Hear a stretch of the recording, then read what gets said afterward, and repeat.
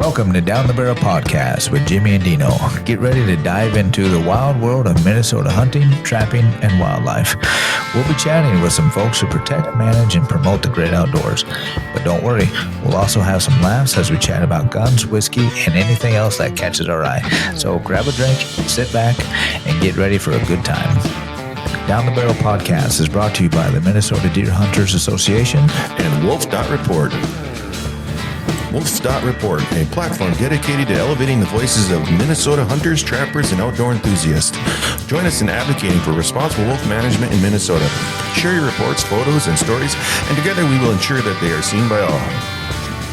The Minnesota Deer Hunters Association, protecting the future of deer and deer hunting through habitat, education, advocacy, and legislation. All right, so today we're talking with TJ Brown from The Range and Tea Party Solutions. How's it going, TJ? Good, guys. How are you? Great. Thanks for coming over. 3.5 hours, all the way from Fargo, Moorhead area, right? Yeah, from our shop's in Fargo. So Okay. I live right behind the shop. So, about 3.5 hours. Nice drive. Oh, that's a haul. Yeah, that is Appreciate all, it. especially for us on a Sunday. On a Sunday morning, yeah. Wow. It was better than just sitting at home. That's True story. That's true. Well, we appreciate you coming over. I actually brought some gifts for you guys. I love Oh, gifts. really? So my boys, we were trying to teach them financial responsibility. So they started a business called Block Bros. They put together Lego people. Oh, And they that's got so you guys cool. some Legos. That's our Are they ghillie official suits? show sponsor. Yeah, some little Lego dudes and some scope rifles and ghillie suits. Sweet. That's awesome. We're going to put them on our That's shelf awesome. back here for sure. Yeah, no doubt. That is so cool. They sell them online or anything? So they did start a shop. It's Block Bros Bricks, Z's and not S's. Okay. And man, they sell them in my shop and just make a killing. A little $10 a piece, and They are pretty neat. they Little sold ghillie suit guys. 4 just the other day. Yeah, we'll definitely have to mention those. Yeah. Yeah, in the comments and everything. Mhm. That is so cool. I love the little rifles. I know. So That is detailed. awesome. I'm impressed. Yeah. Me too. That is cool. Well, we appreciate it. Thank you. Yeah. Mm-hmm. Oh, yeah. That is cool. Yeah. So why don't you tell us a little bit about yourself first and a little history on Yeah, on you you're and you're everything. originally from Tennessee, right? Ish. Ish. Okay. Grew up moving around quite a bit. Childhood was split between Wilmington, North Carolina, and then Memphis, Tennessee, right on the border. Okay. So I went to high school in Mississippi. It's Olive Branch, Mississippi, and Memphis, Tennessee. Yeah, right okay. there. Yep. Okay. My wife and I met there. Moved up to Fargo in what year was that? Like 2012, and said this is too cold. People should not exist up here. So Yeah. I enlisted to escape there. Spent 4 years in the Army. All that time on a Navy base, though. Was a medic there, and then Okay. got out because I started at the hospital. Became a cop back in Memphis. Okay. I knew they were hiring, so it was easy. Yeah. Yeah. So, and then after a little bit, moved up here. Was a cop in North Dakota for some time, and then started a business and doing that full time now. So, Wow. So you go from Tennessee to Fargo. yeah, Man. moved to Fargo in August. This is the first trip. Moved in August. Like, man, this is nice. Tennessee was like 115 Right. degrees. Fargo was like 70, and it was great. And then October we had a blizzard, and I was like, no, I'm done. Tennessee, they say it'll be Monday, and they say it's going to snow on Thursday, and they'll go ahead and shut down schools, shut down Right. everything. And Yep. Yeah, and they get like 2 inches of snow and everything shut down, or it gets below like not 20 even 2 degrees. inches. You get a light dusting, and everything Really? shuts down. Yeah. Oh, yeah. Oh, yeah. Yeah. Around here, you basically got to walk outside and die before they shut down. Right, exactly. Yeah, it has to be a combined 50 below. Nothing survives in 50 below. I don't care if it's combined. It's like, Yeah. Then your seriously. kids don't have to walk to school, but Yeah. 49 below, they're getting out there and they're walking. This probably the last 2 years, because my oldest will be going in 3rd grade. Probably the last 2 years, man, they've been canceling school a lot, and they'll say, oh, it's all virtual. We'll do a virtual day. And I logged the kid on. I'm like, yeah, we're not doing that. Yeah. Right. Have a snow day. Yeah. Exactly. We've noticed Exactly. that more. Not so much in our district here do they Yeah. do that, but there's quite a few districts around. Well, I that, think Hibbing does a lot of that. Yeah, to where it's like, well, snow day, but it's virtual snow day. No. It's like, oh, come on. No. Just give the kids a snow day. Yeah. It's like, I mean, this virtual thing, it worked for its purpose when it was needed. Right. But at this point, come on. Yeah. Give it I up. mean, Give it up. kids need to be in school. Exactly. Like when we were, when we were younger. Yeah. And when they're forced to pay attention. Right. I know. Well, and then the whole the iPad thing, which is, again, they serve a purpose, but man, these kids, they don't know how to write. They don't know how to type correctly. Yep. And it's like, I watch the kids, it's hunt and peck. I mean, I am like classic hunt and peck. Man, you sound old right over now. the years, You sound so I old. know, but it's just sad. Yeah, It's sad. man, you're old. We the classroom at our shop. We have everybody sign the wall when they take a class, and we do a lot of kids firearm safety classes. The second grader, perfect cursive. Real cursive, I huh? looked at the dad. I was like, "Did you teach him that?" He goes, "No, school did." Wow. Yeah, his second grade teacher taught it. I mean, you read a lot of people's cursive and it's like, hey, you just had a seizure. What does that say? This kid's cursive. I mean, perfect. I was like, Wow. he's Nice. second grade. I didn't even know kids learn that anymore. I thought they had stopped too. I don't know if maybe it was just his teacher was like, no, we're doing this or what. But yeah, it was impressive to see. Yeah, because even my kids who are young teenagers now, they struggled reading it sometimes. Yeah. Because they didn't learn it. Yeah. I've always hated that growing up. They're like, oh, you should learn how to read cursive. Like, you need to learn how to write it. Come on now. Right. And I pretty much write in hieroglyphics. So Yeah, your writing is Klingon. yeah, I should have been a doctor. Pictures can be accepted sometimes. Yeah, exactly. So yeah. So you own the range, which is a virtual shooting range, which I think is the coolest thing ever. Yeah. So basically how we started, there's two stories that go kind of hand in hand with it. First time I ever took my wife shooting, there's this range back in Memphis called Range USA. They would do a date night. So you get like dinner and some free ammo and a lane rental all for one price. And really cool package. The problem is the entire city shows up for it. My wife having never really been around guns. We get out there. I think we rented an AR or something, and she started shooting. She's settling in just fine. Dude beside us opens up with a 12 gauge, and you know how loud that gets. Yeah. And she said, no, thank you, I'm done. And then fast forward when we moved up here the second time, had kids. It's January, and I have a 3 and a 6-year-old. I can't take them outside shooting, and they're too little to go to an indoor range. So that's kind of how the whole, I started looking into other things, got the virtual stuff, and I used it for some concealed carry classes. And yeah, that's basically how it started. So the nice thing is all the rules that apply at an indoor range. So, you go to an indoor range, what can you do? You can pick up your gun and you can put the same hole through the same piece of paper, maybe at variable distances. Is there training value in it? 100%. Is there a lot of training value in it? It's debatable. Right. Where you come to my range, yes, there's no live ammo. You can, however, bring your guns and use our laser systems inside of them. Some you'll get full trigger resets. Some you have to work the action. It just depends on the gun. Everyone's different. But you can draw from the holster. You can move around in the lane. You can do barricade shooting. And then where my heart really goes to is the kids. You can bring, my 5-year-old is in there shooting all the time.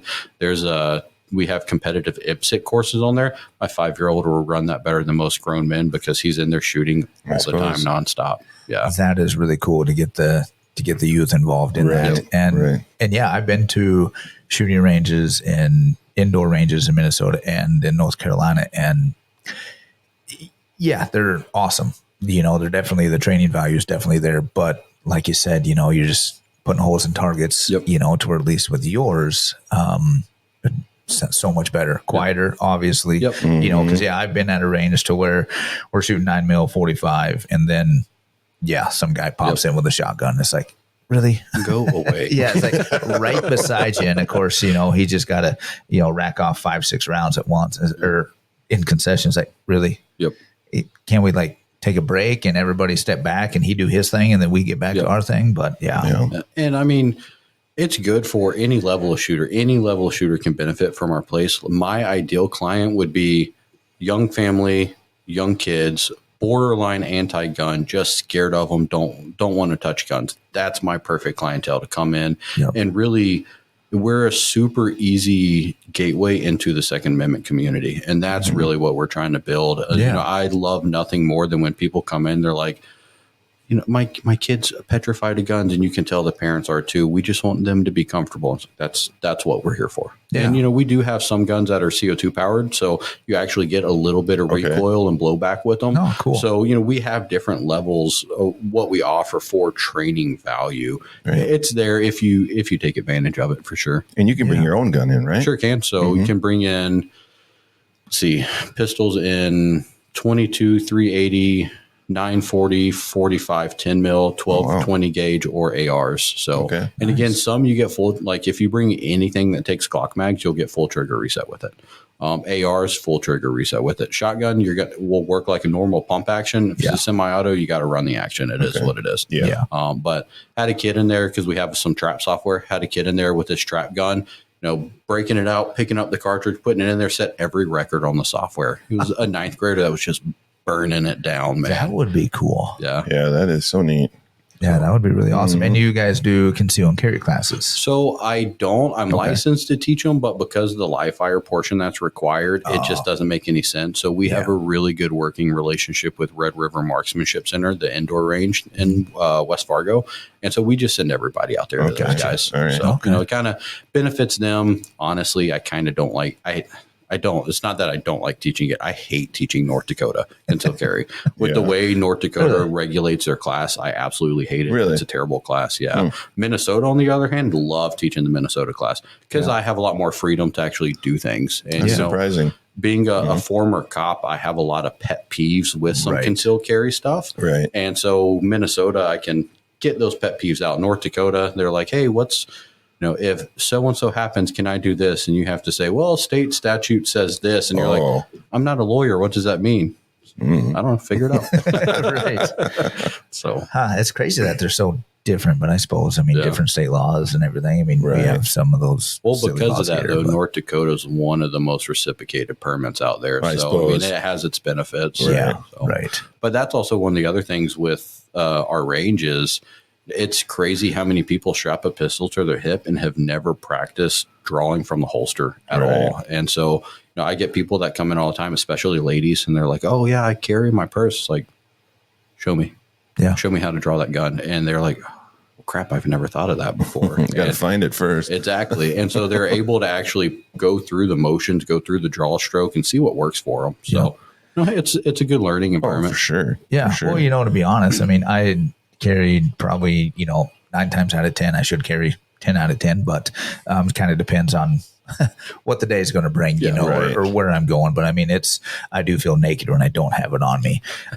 But I don't practice as often as I need to. There are times that I feel like an idiot because nobody else is home, and I'll unload the gun, and I'll start wearing it, going around the house and kind of just doing my own. In his boxers.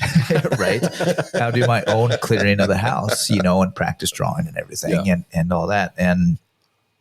But luckily my wife hasn't caught me yet, doing that. Cause she's like, what in the hell are you doing? You joke about him doing it in his boxers. But what are you going to be wearing when you clear your house at night when you hear the bump in the night? Exactly. So 100%, if that's what you're going to be wearing, wear it. That's what I tell people all the time when they come in to practice their holster draw. Wear what you're going to wear at work. Wear what you usually wear. Don't wear what's comfortable. Yep. Wear what you're probably going to end up carrying. And even if it's July, bring in your heavy Carhartt because Fargo's covered in snow more than half the year. Exactly. So bring it in. Practice that holster draw so it by the time you put it on. You don't have to go reorganize everything and figure it out from there. So. Yeah, and I've also practiced clearing the house with my other self-defense gun that I have.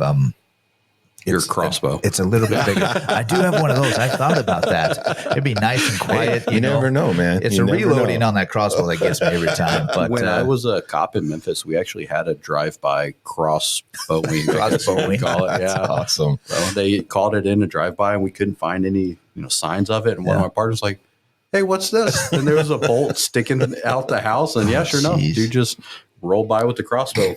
Wow. You can't arrest them for felling with the handgun if it's a crossbow. I suppose. But I've cleared my house again when nobody's home with even my other self-defense gun. And it's like, So I don't know. I'd probably be, butt naked, walking around with a gun. Nobody wants to fight a naked man. Exactly. That's what I look at it. That's my first line of defense. Especially a fat naked guy running at him, screaming. Yep. I'll make them think twice. Exactly. What's your carry gun?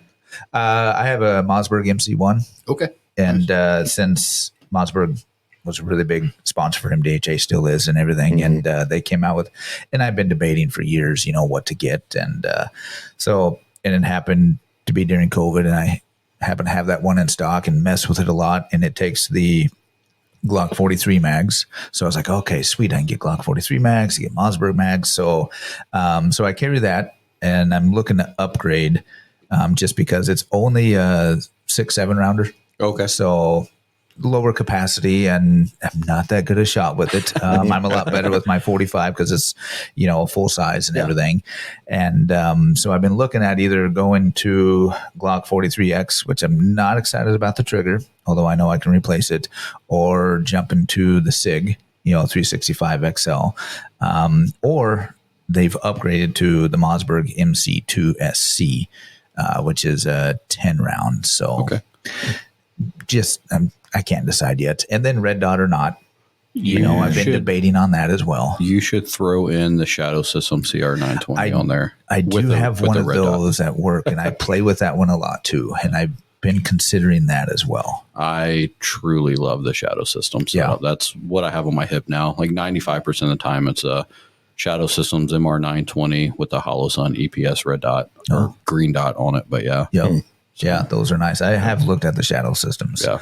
It's just trying to I really love that SIG trigger.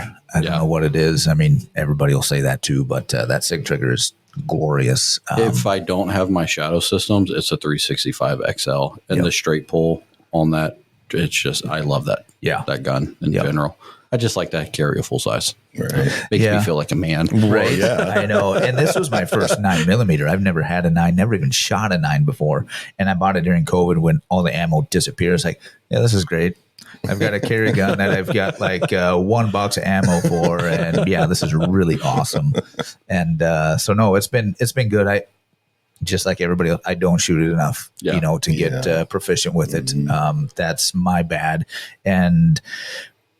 But again, you don't carry to hopefully use it. You carry not to use it. So, but you still got to know how to use it. Yep, exactly. That's another great thing with, my range is the ammo cost, man. Yeah. And unfortunately, it's only going to get more expensive, especially as this year continues on. Yeah. So, still get a lot of practice with, no cost of ammo. Yeah, that would be really cool. And especially that you can use the ARs over there too. Yep. Of course, I'm pretty proficient with that, but I actually practice with that one more, I guess. Well, yeah, I think we do, but it's easier. With the range we go, it seems like the pistol range is always full up, and not that. And there's only the rifle range is larger. There's 12 stands at least, something like that. And the pistol range, there's maybe like 4 or 5. Yeah. So you get a couple guys, and I mean, it's one of those things where there and there's years and years, but.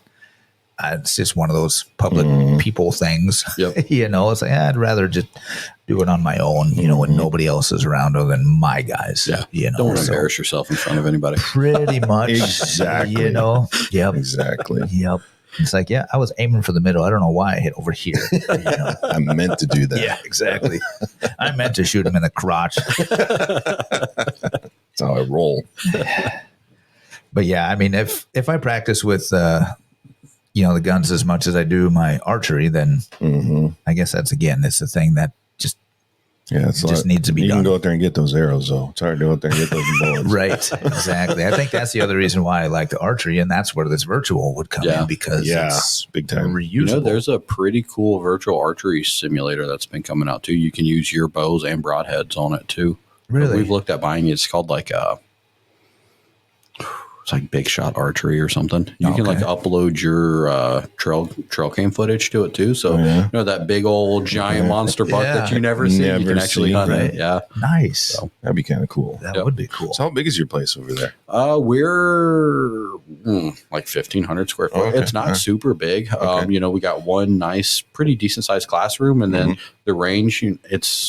We don't need, since it's all virtual. We don't need 50 yards. So it's we have 4 booths and. All of them are about 11 by 11. Okay. So not super big. You can shoot up to 2 people at one time in there, kind of make it a competition. And that'd be cool. Got just enough room for what we need. Hopefully we'll do well and expand from there. So, sure. Yeah. So you must have all kinds of different scenarios you can run in those. So we have 4 simulators that are set up just kind of the games and the marksmanship stuff. Right. And then the one that we have in our classroom actually has the full judgmental shoot, don't shoot. And I think there's like 100 scenarios, and then each one of the scenarios has different branches that you can take in it and stuff. And I mean, it's not like the the greatest, highest quality ever ever made, but it's not $100,000. So, Right. Oh, yeah. Yeah. so, and it's good. Most people have never been in situations like that at all. So, if you come in a seasoned patrol officer for, 20 years, yeah, you're probably not going to like it a whole lot. But, somebody who's, again, never drawn from the holster before, that's your first time really thinking, oh, wait, I may have to, act in self-defense. Yeah. It's perfect. It's wonderful. Yeah. That would be cool. Do you get local law enforcement come in and do it every now and then, or not probably yet? as much? I think our judgmental simulator is probably a little below what most law enforcement. I mean, being a former cop, if I walked in there, I'd be like, all right, guys, really this again? I suppose, yeah. When you're a cop, the training is you just want to be out before noon half the time nowadays. So we don't have a whole lot with law enforcement as far as the range goes. With Tea Party, the training company, we're really hoping to build into that. We got a pretty good Rolodex of instructors built out. So Yeah. Well, that kind of brings us into Tea Party Solutions. Yeah. So, explain that a little bit. So first off, the name Tea Party Solutions, I'm a bit of a history buff, and I'm sure somebody will tear me apart in the comments about this. But to me, the Boston Tea Party was the first time that the American spirit really said, hey, we're fed up. This is what we're going to do, and this is how we're going to do it. So, in no way are we like advocating go out and, pour a bunch of tea in the harbor. That'd be pollution. Don't do that. Right. But that was the first, in my opinion, that was the first major time that you could really see a group of Americans saying, hey, we don't like that. Don't do it anymore. And that's kind of what we're built off of. There's a lot of stuff going on, not to get politically. There's just a lot of stuff going on that we don't necessarily like. So we want to build the Second Amendment community, but we also want to prepare people, not just in firearms. We want to prepare people medically, which we'll talk about a little bit. And then, we've got firearms classes, everything from your very basic concealed carry, basic pistol, basic rifle, to low light, no light shooting, stress shooting through vehicles. And then we're putting together survival classes, always looking for instructors to teach winter survival, ham radio, stuff like that. It really got started because, and the range as a whole, I'm a bit of a prepper. And so I took a really weird route to prep. It's like, well, if I own a gun store and can buy all this stuff, then it's just one giant prep for me, Right. And so that's kind of how that started. And then I've, always wanted to do a lot of these trainings, but they're all Arizona, Texas, Florida. So you pay $1,000, $1,500 for the training. Then you got to fly down there and pay for your hotels. And there's just not really much in this area. And so it's like, well, if I can't teach it or go to those, then I'll find people that can teach it and I'll just own the company. So why not? That is awesome. Yeah, that's pretty neat. Slowly trying to build that out, and there's hopefully good stuff to come with it. Yeah. So you guys travel around, kind of wherever to do some of these trainings, or? So right now the firearm stuff is all local. Okay. The medical stuff, since I teach that, I'll drive wherever. And then we do a lot of church and business security, something else we're passionate about, and we'll drive pretty much wherever for those also. Okay. So, yeah.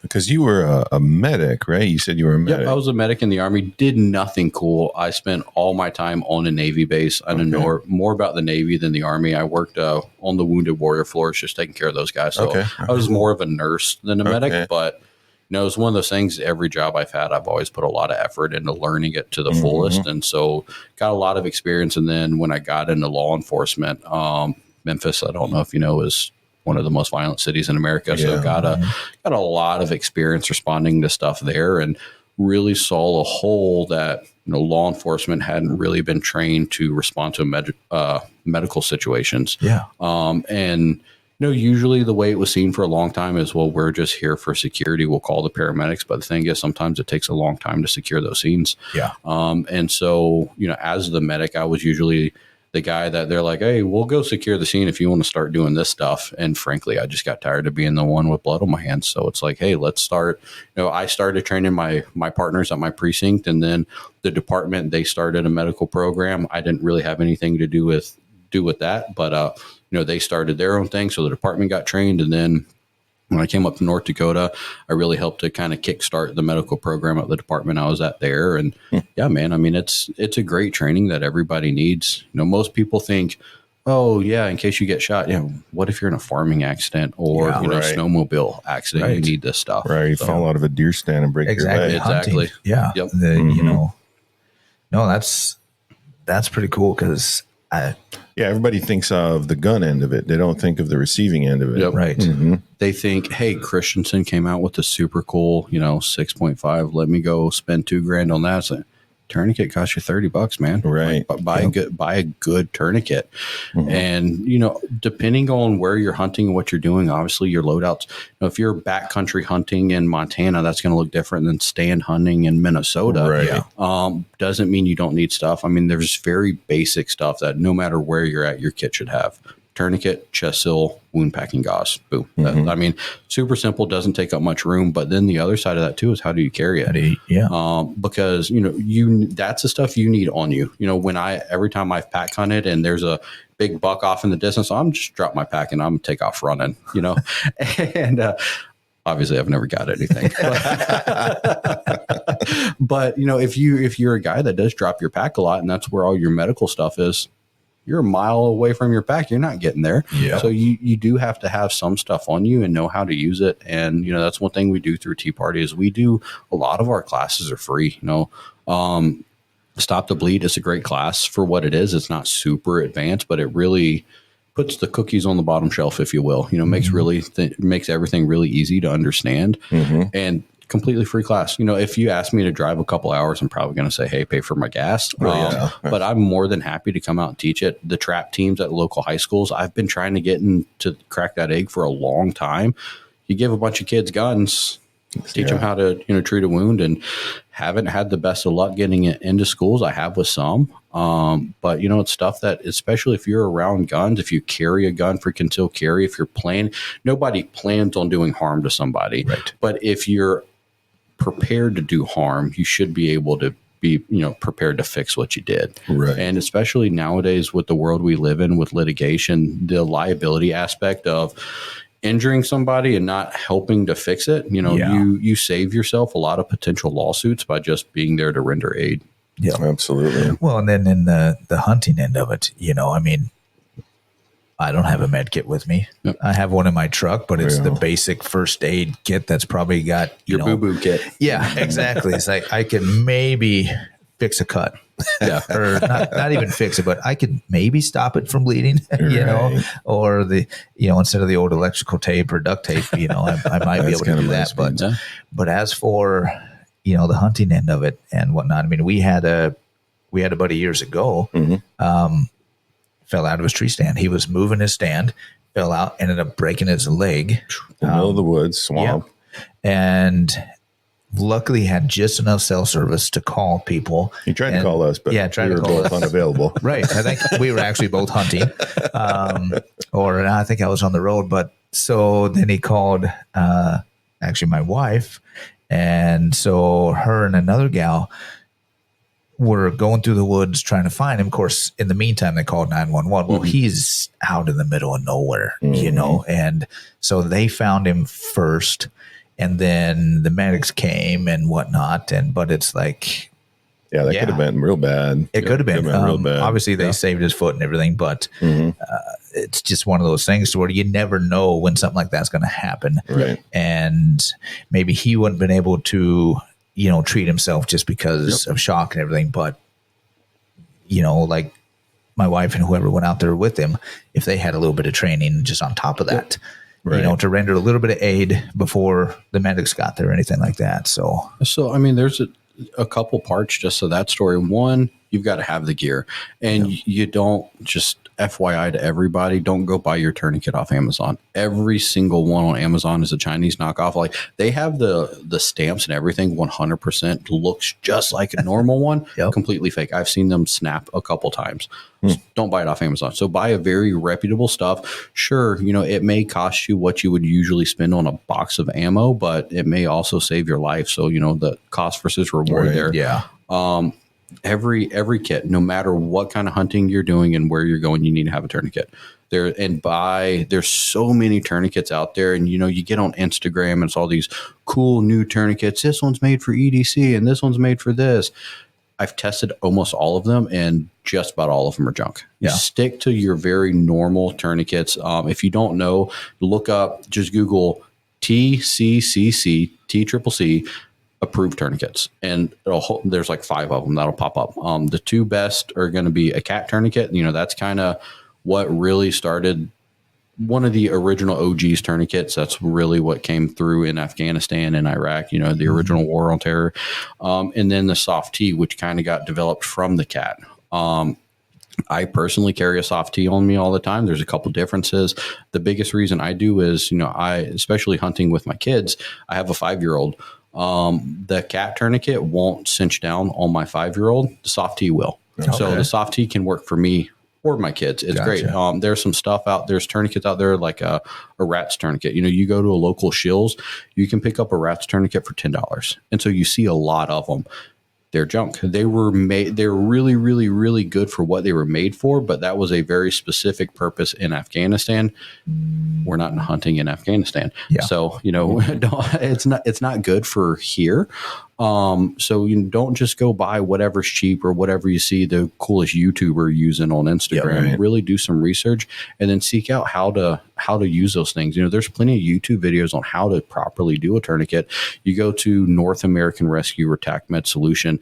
They have full, they call it like their universities. They have full video libraries on how to do all of it. And it's completely free. Just watch a 10-minute video. It'll help you, or find somebody that can teach a Stop the Bleed class or a TACMed class. Yeah, right. Then wound packing gauze, there's a whole lot out there. If you're going to be hunting, especially in our region or anywhere where you may be more than 30 minutes away from medical care, go ahead, spend the extra $50 and get the combat gauze, something that has a hemostatic agent in it. Whoever you save will be greatly, we'll really appreciate you spending an extra $50. And, I get it. Money's tight when you're looking at something that can cost you $75 or it can cost you $150. Sure. Usually you're going to take the $75, but again, cost versus reward there. If it's something that you're just using inside the town or throw in the cab of your truck, sure, you're not too far from medical care. Maybe buy something cheaper, but especially when you're out far. And the way I always think about it, because I always try and take my kids out in the woods with me. If my kids are with me, would I spend the extra money to save my kid? 100%. 10 out of 10 times. I don't think there's anybody on earth that would say no. And that's the way I always look at it. And then other than that, chest seals. I mean, you have guns. Accidents happen all the time. Chest seal. It's super simple. Just get a chest seal with you. And those are the very 3 basic, like without a doubt, anybody that says, hey, what should I have in my med kit? Those are the 3 things. Now we can go further from there. Like your buddy fell out of the tree saying a SAM splint to splint a leg and then a wrap to hold that SAM splint. Obviously, he really would have wanted that. And especially if you're backcountry, you're just far away from a major road or no cell service. It's something you're going to want because that's going to be the difference between you walking out of there or you hoping somebody comes looking for you because you didn't turn up at home. Yeah. So, real simple stuff. And then like I was saying, how you carry it. A big kit with a SAM splint, that's going to be hard to carry in your cargo pocket.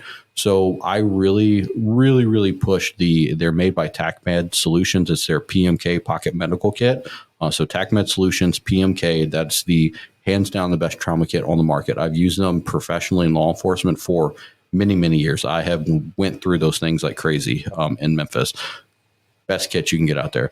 It's got wound packing gauze, a tourniquet, chest seal, a couple other things.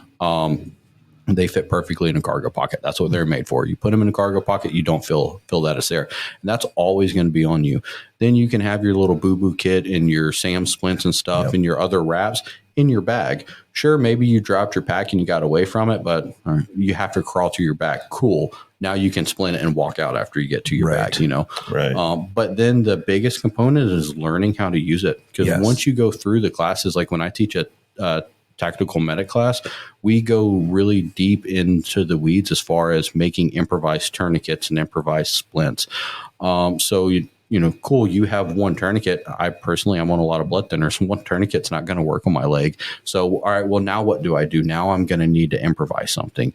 And you can, improvising a tourniquet isn't as easy as it sounds because you can end up really causing some harm to yourself just wrapping something really tight around your leg and hoping it works. So it's that education component is so critical and it's super easy to learn. It's super easy to teach, really. Like usually after you go through the class, you're like, damn, I actually knew most of this stuff. But it's, you having all the information put together in front of you in an organized fashion is, it's usually like my TAC med class lasts 4 hours. Stop the bleed class is 45 minutes. Mm-hmm. It'll save somebody's life one day and you'll never regret going through it. Yeah. I follow some guys online that teach some of that. They do awesome examples of how to stop the bleed with gauze and what to use if you don't have the gauze. And it's and then that made me, I bought a bigger kit this year. I don't know how great it is. Have you heard of the company My Medic, I think? Yep. I bought one of their big kits. So I like my medic, and there's actually, and if you look at my truck right now, I have 3 med kits in my truck. One of them's a my medic. Okay. The problem with my medic is sometimes they'll throw in like the rats tourniquets that we were talking about. See, and I haven't really checked. I know there's tourniquets in there. I haven't looked at what it's more than likely a rats tourniquet. Okay. Most of the companies like my medic, not to trash them, they're a great company. They do have really good kits. They're made to be compact and fit in small spaces. So usually when it's a kit like that, it's going to be something like a rat's tourniquet in there, because you get a rat or a cat, or a soft T or a cat tourniquet. It's got that bigger windlass on it. So people are like, oh, that's uncomfortable. A little bit of discomfort, bleeding to death. Yeah, exactly. What are you going to go with? Right. So, and like I said, I have a My Medic in my truck right now. But I'm well aware of what's in there and know. So that's another thing. A lot of people just buy the kits and like, I got a kit. Yep. Yeah, sounds like something I might have did. What's in that kit and how do you use what's in that kit? Right. Because there's a lot of people out there making these med kits and selling them and like, oh, this will save your life in case of a zombie apocalypse. And they've never used it. Exactly. There's nothing in it. You open it up and it's some Band-Aids and a gauze. Like, cool, I'm not going to pack a gunshot wound with a 4x4 gauze. What are you doing, man? Yeah. Well, I remember in college I took first aid and that course and whatnot as an elective because I need another class. And it was amazing on how much, you go into. It's like, I don't need to know this or whatever, but I retained a lot of it. And I was glad that I took that class luckily I never had to use it. And obviously the certification, went away and I never got recertified, but I wish I would have. But a class like this is kind of almost the same thing, preparedness.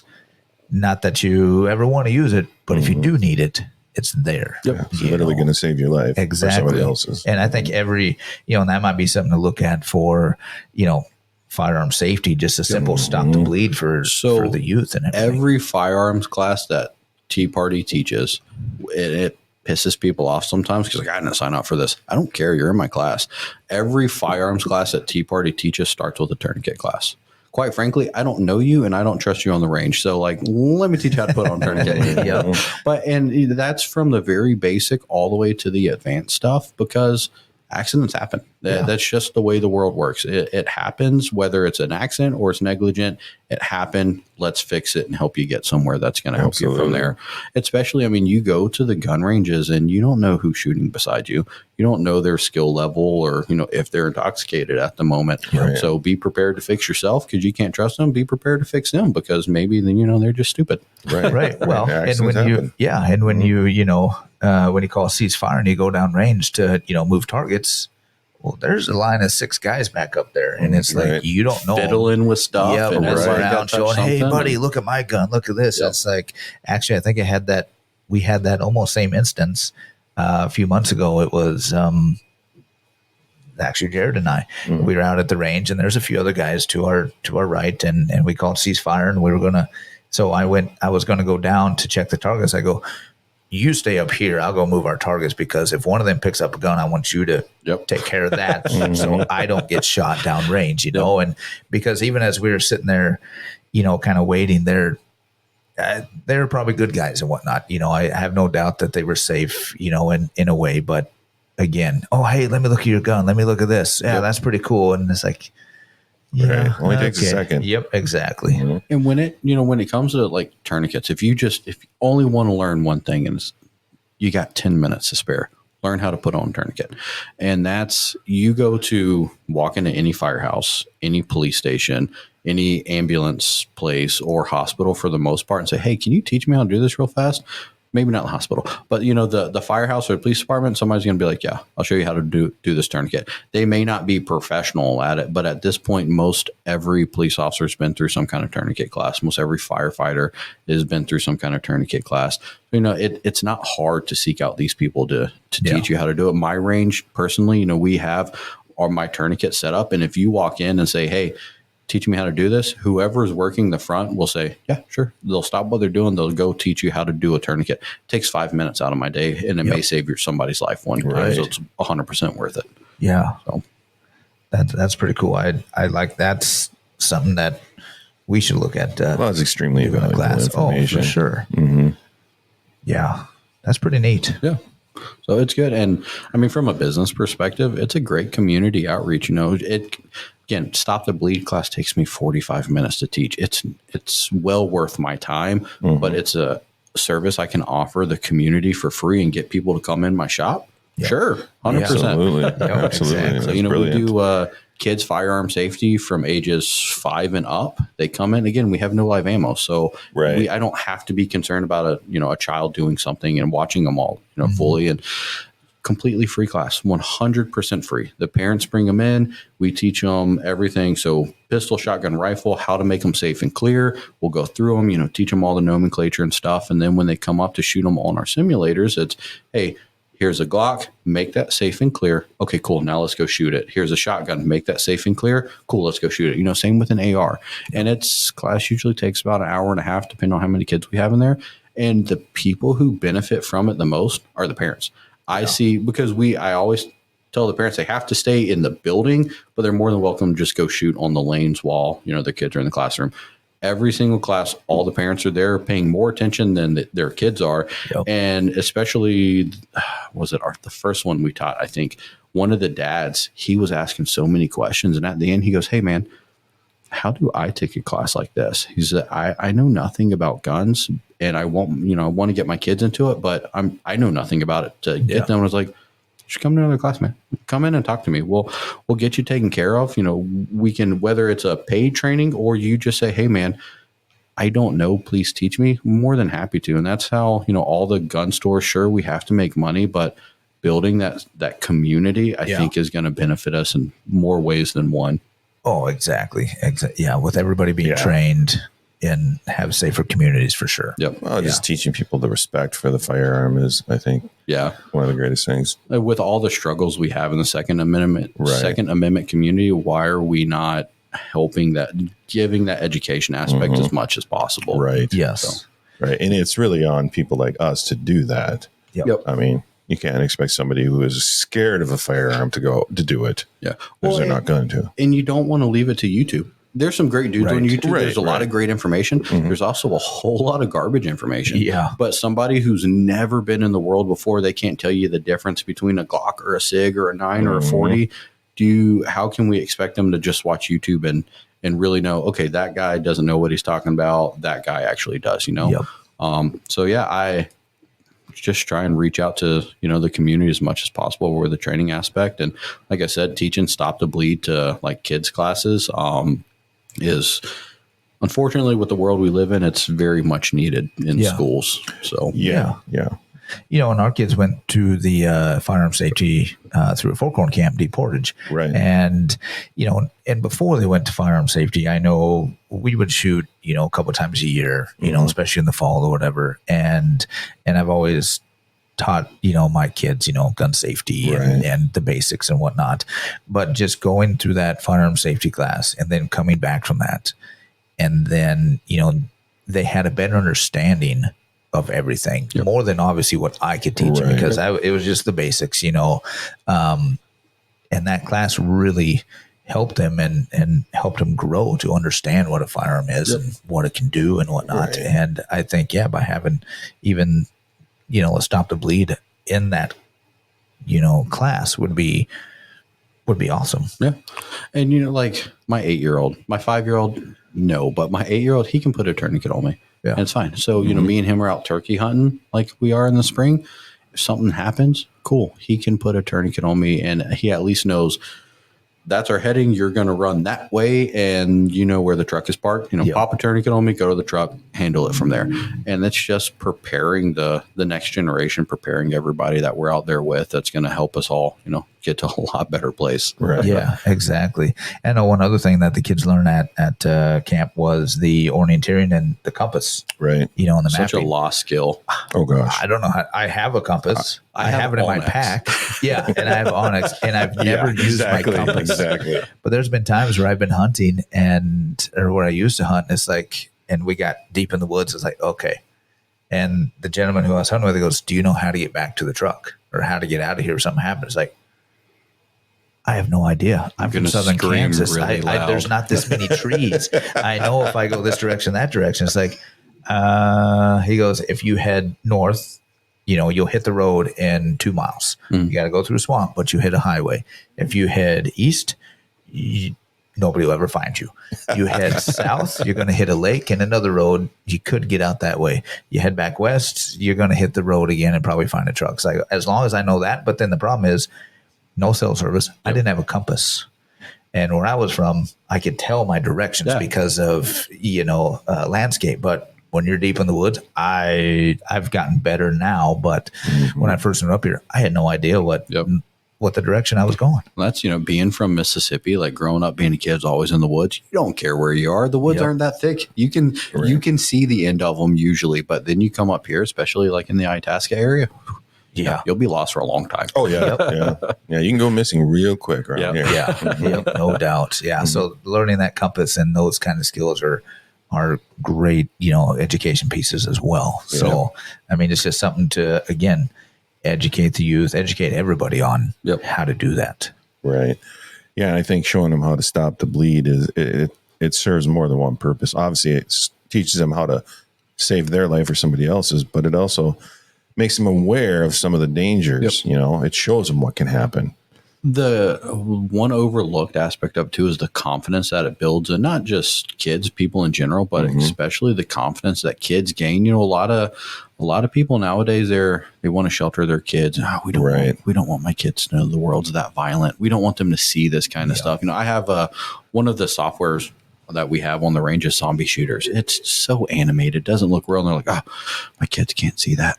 I'm like, your kid's 18. What are you talking about? And I respect, parents, how they want, but at some point you got to let kids know that there's dangers out there, that they're going to face some problems, and just the confidence level that, when our tourniquet arm is squirting blood and I'm like, he's dying, help him. And then they stop it. I'm like, you just saved their life. It's an arm that's not even attached to anything. Right. And that kid's like, I just learned how to save somebody's life. They walk out a different kid, and they're like, I can do something on my own now. And it's awesome to see, man. It really is. Yeah. Oh, for sure. Yep.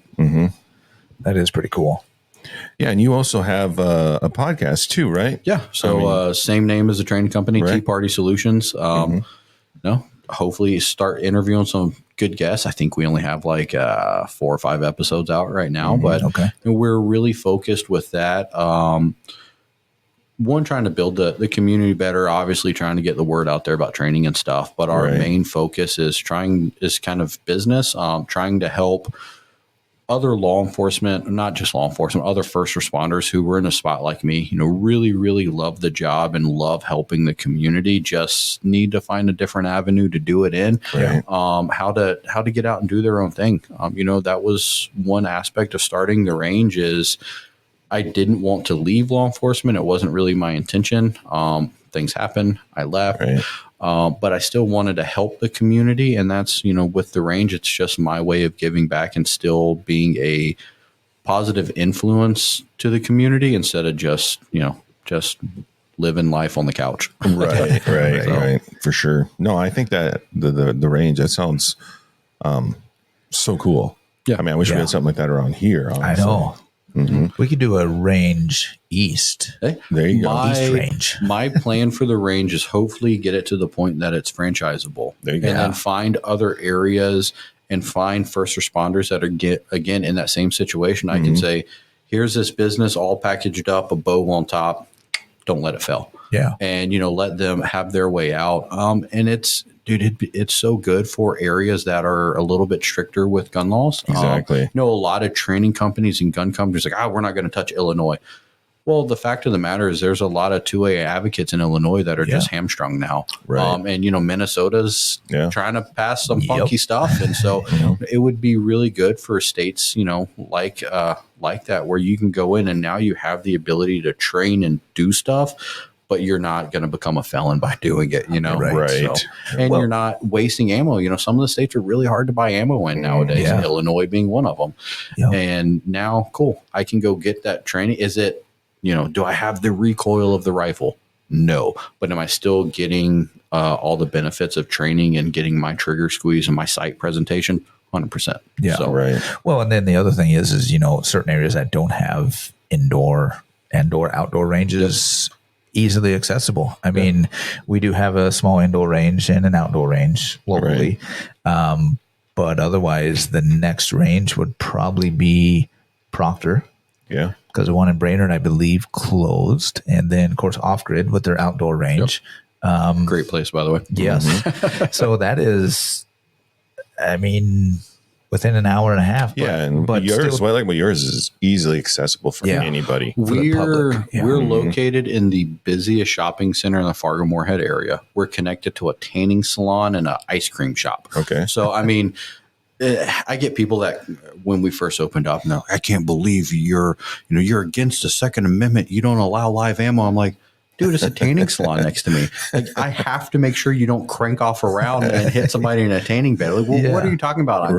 I'm quite the opposite of anti-2A. Right. And, it's, again, just making it accessible and easy. Right. You go to the range, you have to carry all your stuff, carry all your ammo, make sure you have your eyes and your ears. I got to the range and I don't have my eyes and ears. I guess we're turning around. Right. And, it's none of that applies where I'm at. Right. Certain ranges you have to buy their ammo. They don't let you bring yours. It just makes it that much more expensive. Yeah. Right. And everything. And then, even for, the virtual, there's liability's got to be a hell of a lot less, because obviously there's no live ammo. There's nothing flying back and forth. Yeah. So we don't have, I guess not back and forth, nothing flying down there. But we don't have that worry. And that's, people hate on it because it's like, hey man, you got a gun with you? Yep, I got to check it. Notice I don't ask, are you concealed carrying? If you're concealed carrying, cool. Like by all means, I guarantee if you come in my range, I've got one on me. But if you come in with a gun in a case, I've got to check it. That's that's the nature of the beast. So just get over it. Yep, exactly. That's pretty cool. Yeah, I'd love to check that out sometime. Yeah. Come down. We'll have you on our podcast. Yeah. We'll have to make a road trip. We got to start looking on our calendar and try to schedule everything. Let's see. We got to go down to APF. I listened to that the other day. Yeah. I liked it. I had some APFs in the shop. Actually, those were the first ARs I bought to sell because everybody in the area is very loyal to local stuff. So I was like, I don't know what kind of ARs I want. And I probably had 5 people tell me APFs. I'd personally never had one before. And so I ordered a couple of them. And when I ordered it, I ordered a black one, an OD green one. And I told the sales guy, I was like, man, I kind of want something that appeal to lady. He's like, tactical mermaid? No. He goes, this is going to be crazy sounding, but hear me out. He's like, get the rose gold. He's like, I sell it to Moore's guys. Dude, that rose gold's one of the nicest rifle. Like it's a pretty rifle, man. I wanted it myself. No, that's pretty cool. So you have an FFL and a gun shop as well. We do FFL, SOT, and all that good stuff. We don't keep a whole lot in stock, new business, just try and keep the overhead low. So we do, we do so many transfers and the online stuff. It's so hard to compete with now anyways. For sure. Honestly, and you know how the gun industry works. Usually I make more off a transfer than I do a new gun anyways. So my transfer fee's $30 for those of you that are wondering. And usually that's more of a profit than than a normal gun. So yeah, for sure. Well, that's pretty cool. So we got to make a trip to APF, off grid, out to the range. For sure.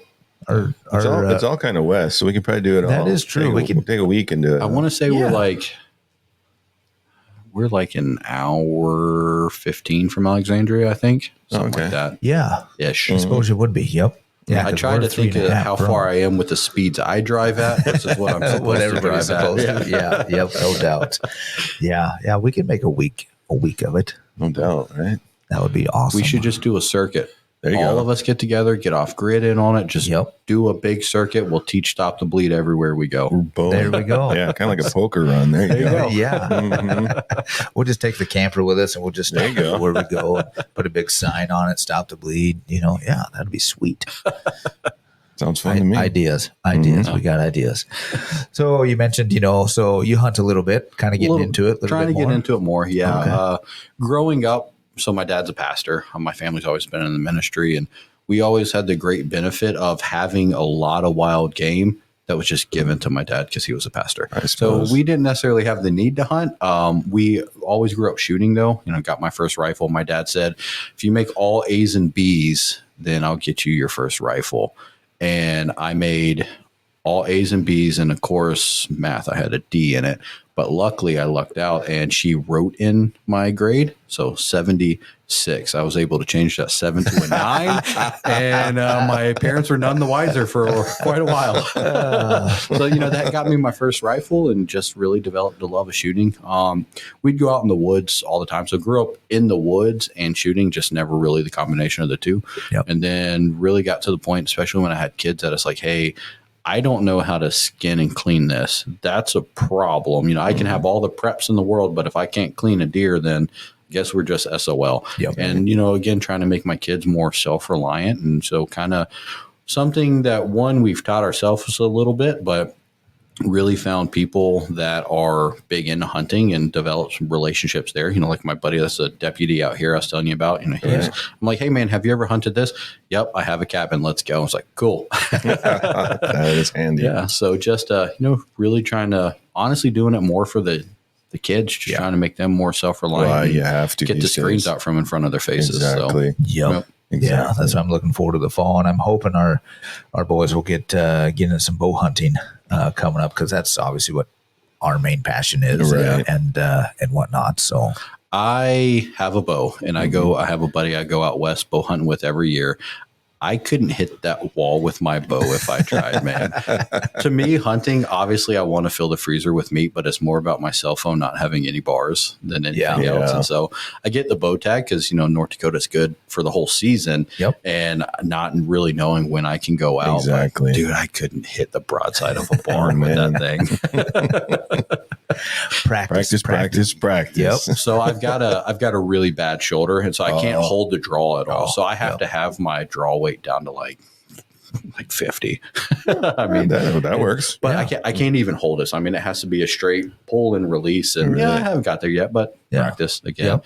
Having shoulder surgery this year, and I'll just get me a crossbow. There you go. Nothing wrong with that. I Yeah. got one last year. Yeah, the crossbows. I haven't got shot one it last much, year. but- Yep, I probably shot mine maybe 20 times. I haven't even done that. But I wouldn't say I'm definitely not proficient with it. So just need more practice. But yeah, the crossbows are nice, especially, of course. When you have shoulder issues, especially. So in North Dakota, what are the laws on crossbows out there? You have to have a medical reason for it. okay, Doctor has Which signed it obviously off. you would Yep. have one. Yeah, unfortunately, my shoulder surgery happens like mid-October, and then my wife is due with our third very beginning in November. Oh, so no way. my Man. buddy's like, "Hey, what is the plan for hunting this year?" I'm like, maybe "Hate to break it December." to you, I don't think I'm going this year." It's going to be a Well, tough one. congrats on that. Yeah. You know, nothing like unexpected kids. Oof.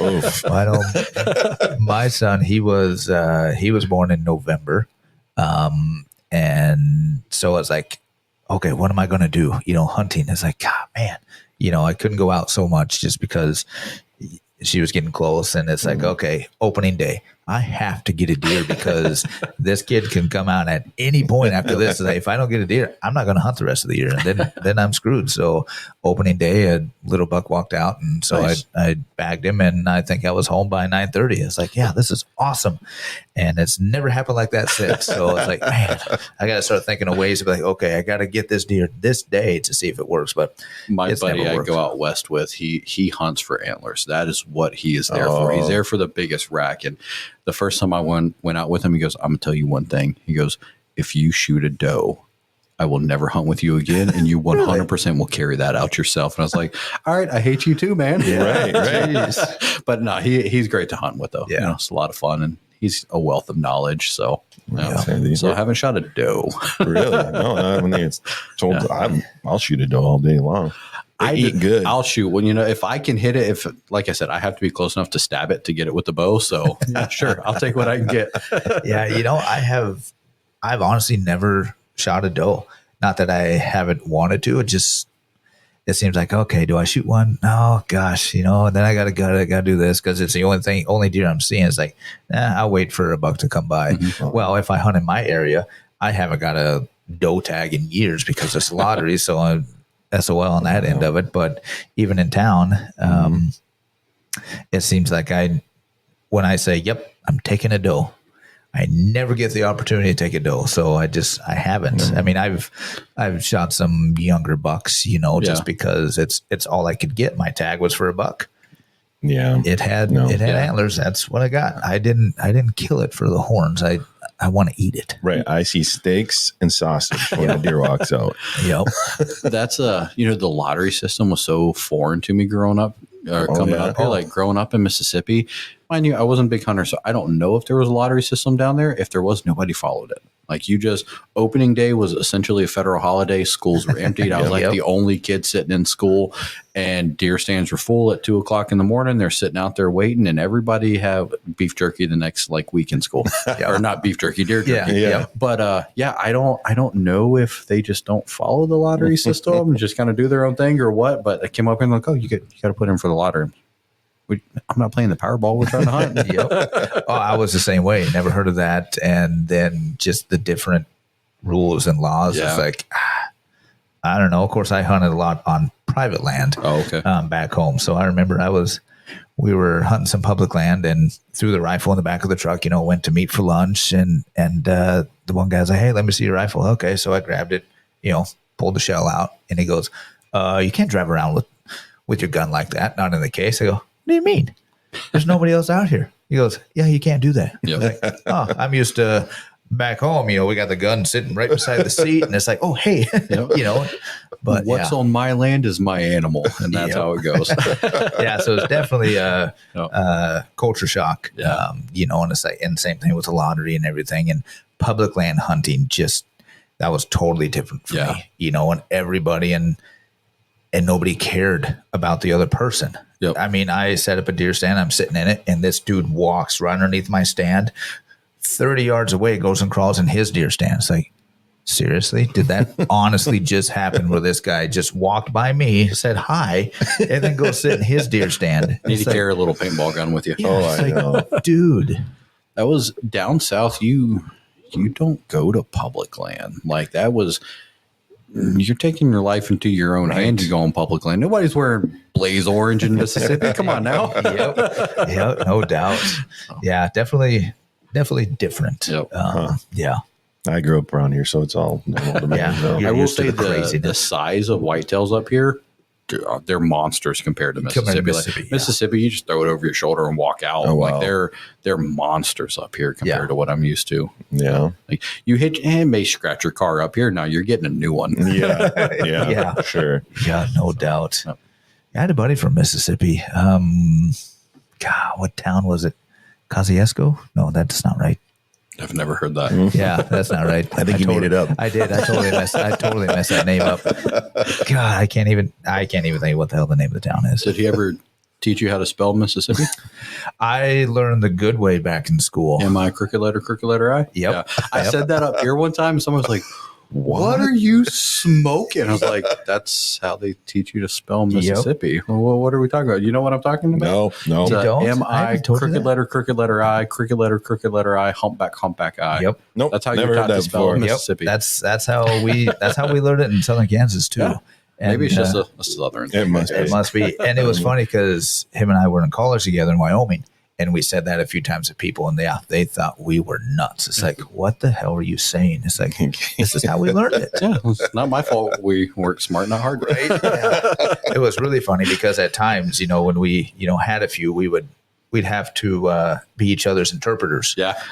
Because of course, the more he had, the more Southern he got, the more I had. Sometimes the Southern would come out of me. It's like, yep, we're definitely, deciphering each other's, speeches for people. So when I lived down south, since we moved quite a bit, people were like, you're not from here. You're from the north. I'm like, no, I'm from here. Then move up here, and I was like, you're not from here. You're from the south. Man, I'm not welcome anywhere. Don't fit in anywhere. Yep.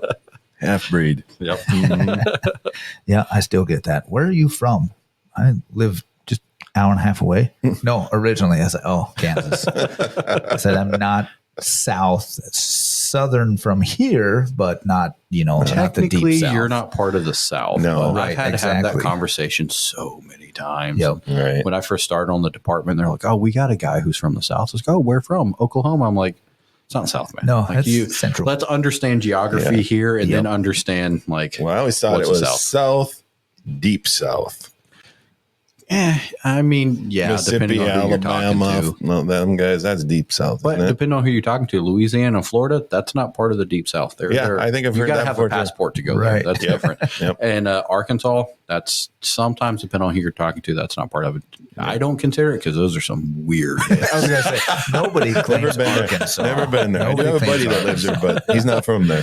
I was driving through the Ozarks one day, and I had just a junker of a car. I was like, I hope this doesn't break down. And you drive through and you'd see the city signs like, oh, welcome to whatever, Arkansas, population 50. And you start hearing the banjos Yeah, and you're like, man.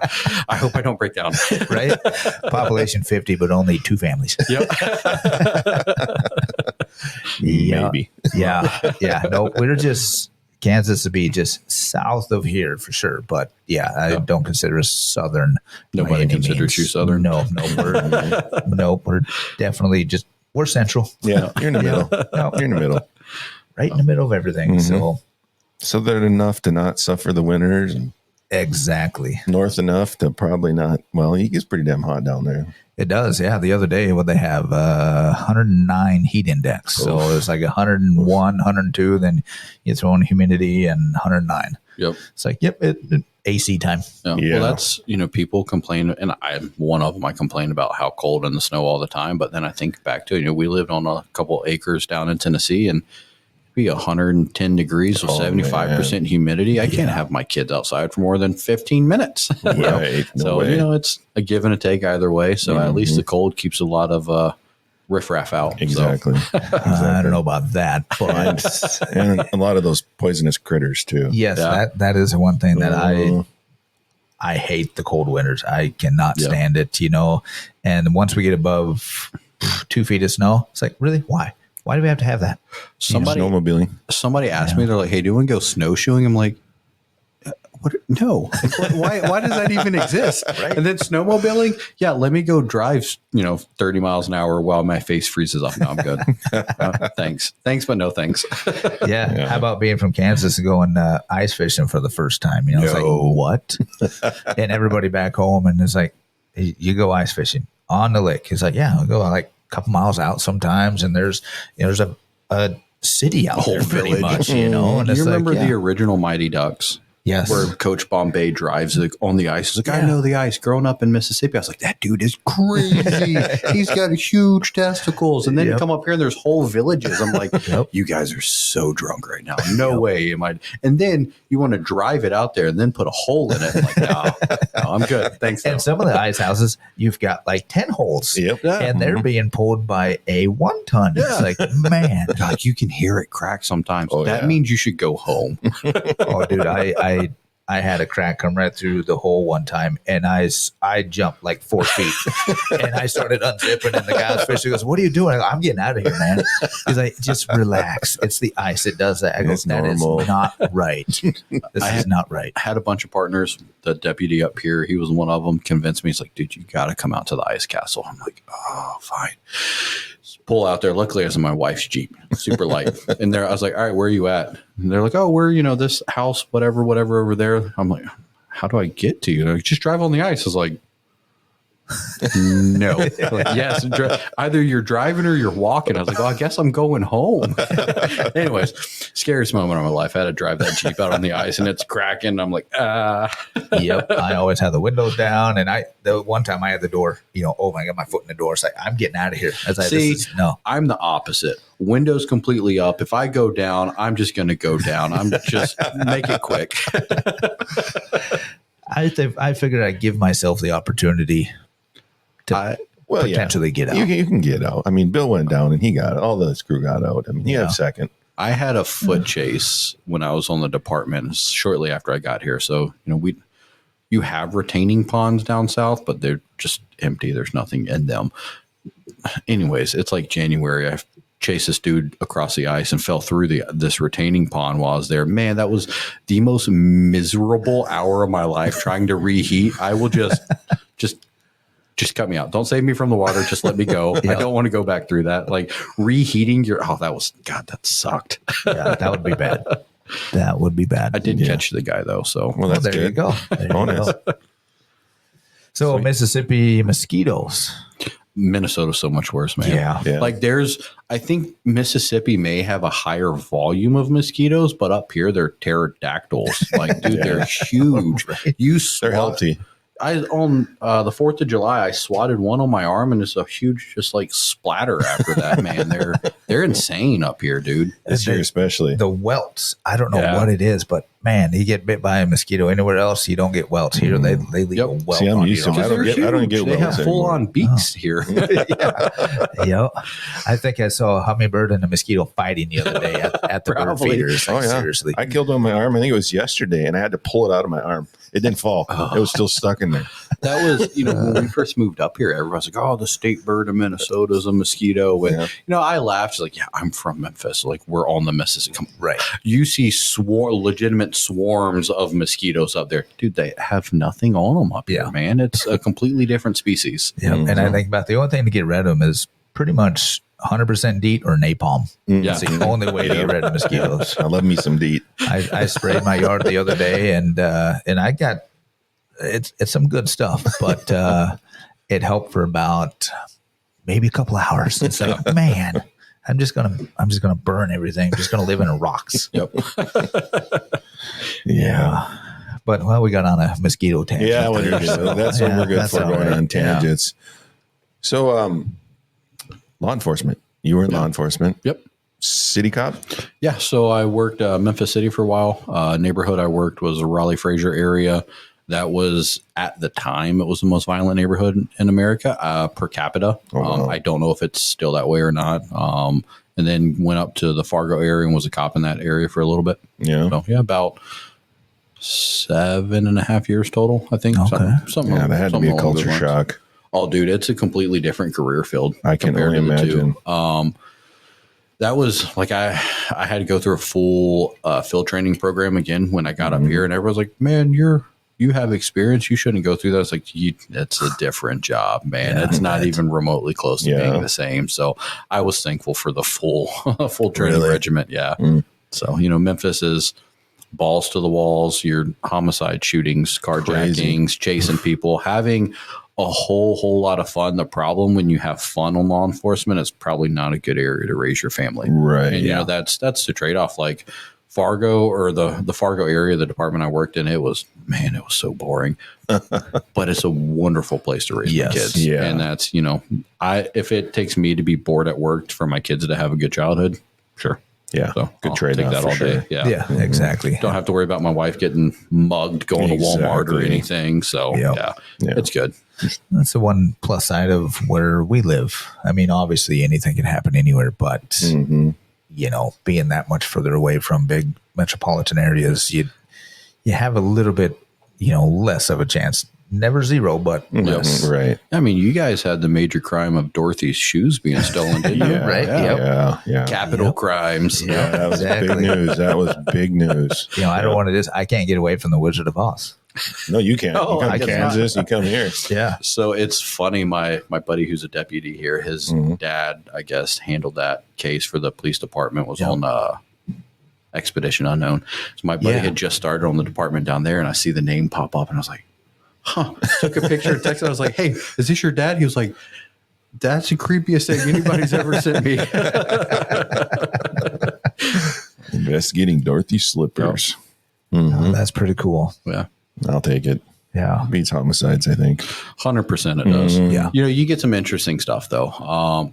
Criminals can be the absolute most creative people you meet, and especially when they hear, hey, there's a way I can have a gun and not get arrested for being a convicted felon, i.e. a black powder. And so there's this road that's like an S curve, and there's a really violent apartment complex that sits on one of the corners, and he had a black powder pistol, and so when he was driving by, he cross braced it so the pistol was still in the car, and when he fired it, the car filled with smoke, and he just hit a telephone pole head on.